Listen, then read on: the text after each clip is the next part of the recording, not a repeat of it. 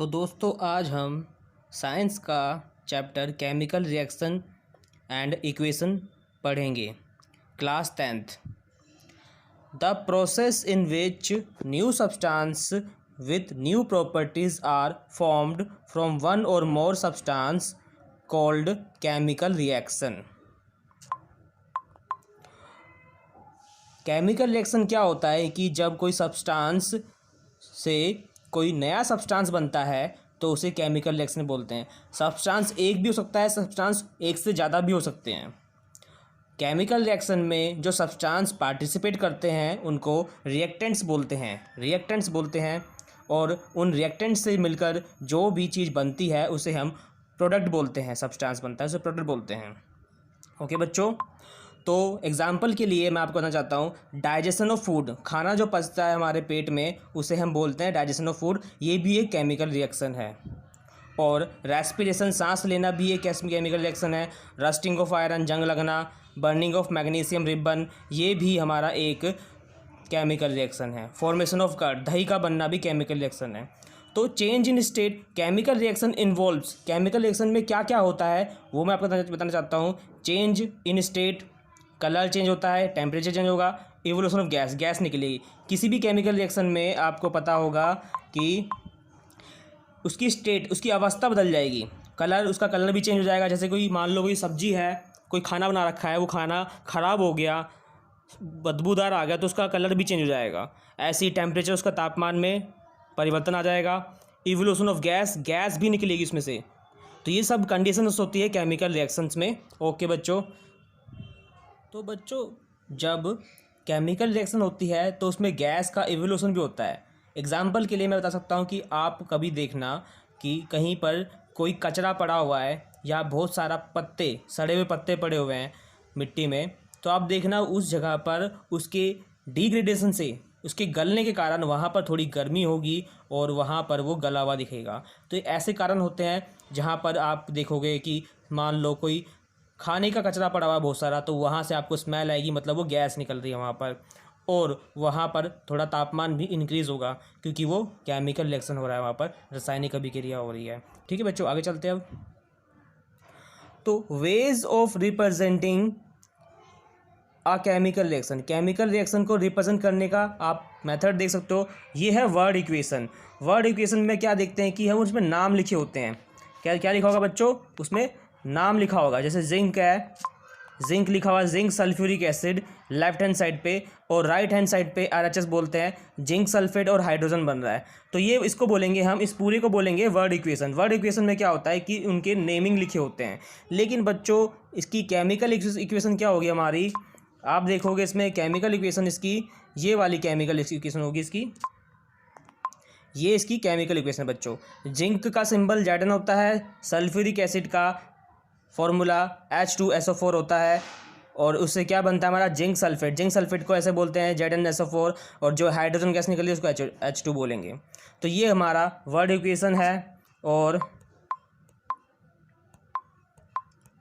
तो chemical equation में देखते बच्चों कि a chemical reaction can be represented by chemical equation. It involves uses a symbol of elements और chemical formula of reactants and product with mention of physical state. उसकी physical state को भी show करते हैं। तो केमिकल रिएक्शन में उसके elements का सिंबल दिखाते हैं, जैसे कि मैंने दिखाया आपको कि जिंक का सिंबल Zn होता है, सल्फ्यूरिक एसिड में H2SO4, तो इस तरीके से बनता है। तो साथ में इसकी फिजिकल स्टेट को भी दिखाते हैं, जो आपको मैं आने वाले टाइम में दिखाऊंगा। तो the necessary conditions such as temperature, pressure, any catalyst should be written on arrow between reactant and product. Reactant और प्रोडक्ट के बीच में देखो, आप देखोगे एरो होगा, यहाँ भी एक एरो है, तो यहाँ भी एरो। इस एरो के बीच में हम लिखते हैं हमेशा जो भी हमें लिखना होगा, लाइक टेम्परेचर कितना है वो लिखना होगा, या प्रेशर कितना है वो बताना पड़ेगा, या उसके बीच में अगर हम कोई कैटलिस्ट लिख रहे हैं, कैटलिस्ट वो चीज़ होता है जो किसी रिएक्शन को इंक्रीज़ या डिक्रीज़ करता है। ठीक है, तो बैलेंसिंग केमिकल रिएक्शन सीखते हैं अब हम आगे। तो बैलेंसिंग, हमेशा हमें इक्वेशन को बैलेंस करना बहुत ज़रूरी होता है बच्चों। Law of conservation of mass, matter can neither be created nor destroy in chemical reaction. इसका मतलब यह है कंजर्वेशन ऑफ मास का फॉर्मूला है, जिसमें बताया गया है कि कि मैटर कोई भी पदार्थ जो है ना तो उसको आप बना सकते हो ना ही उसको आप डिस्ट्रॉय कर सकते हो केमिकल रिएक्शन में। ये एक law of conservation of mass आपको लर्न करना इंपॉर्टेंट आता है एग्जाम में। So number of elements involve in chemical reaction should be remain same at reactant and product. तो जो नंबर एलिमेंट्स जो रिएक्शन में पार्टिसिपेट कर रहे हैं, रिएक्टेंट होता है उसमें पार्टिसिपेट कर रहे हैं एलिमेंट्स, उतने ही एलिमेंट्स आपके प्रोडक्ट में मिलेंगे आपको। ठीक है बच्चों, कितने में मिलेंगे? प्रोडक्ट में मिलेंगे आपके बच्चे। तो यही बताया गया है कि लॉ ऑफ कंजर्वेशन ऑफ मास में यही होता है कि रिएक्टेंट्स में जितने एलिमेंट्स होंगे उतने ही एलिमेंट्स उसके प्रोडक्ट में मिलेंगे। अब आता है स्टेप वाइज, आपको एग्जांपल दिखा रखा है। आयरन है Fe, आयरन का सिंबल है Fe, और वो H2O के साथ रिएक्शन कर रहा है तो आयरन ऑक्साइड बन रहा है यहाँ पर और हाइड्रोजन गैस निकल रही है। लेकिन आप देखोगे do not change anything inside the box. तो आप देख सकते हो कि इसमें आप देखोगे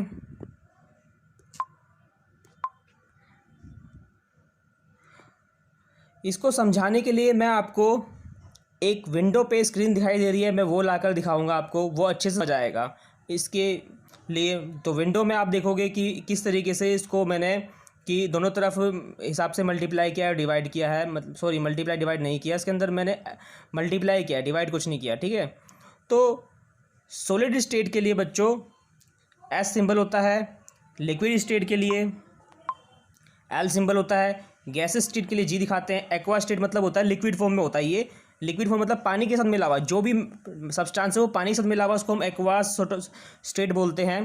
ठीक है बच्चों, तो बच्चों बैलेंसिंग केमिकल रिएक्शन संतुलित रासायनिक अभिक्रिया कैसे करते हैं, एक एग्जांपल लेते हैं। आयरन H2O, आयरन ऑक्साइड और H2, इसको बैलेंस करेंगे। आप देखोगे कि ये संतुलन नहीं है। आयरन जो एटम है यहाँ पे 1 है, यहाँ पे 3 है। ठीक है, परमाणु की संख्या, आयरन के परमाणु की संख्या 1 है, यहाँ पर 3 है। तो और हाइड्रोजन 2 है, यहाँ पे हाइड्रोजन 2 है, ये तो बराबर है। ऑक्सीजन यहाँ पर 1 है, ऑक्सीजन यहाँ पे 4 है।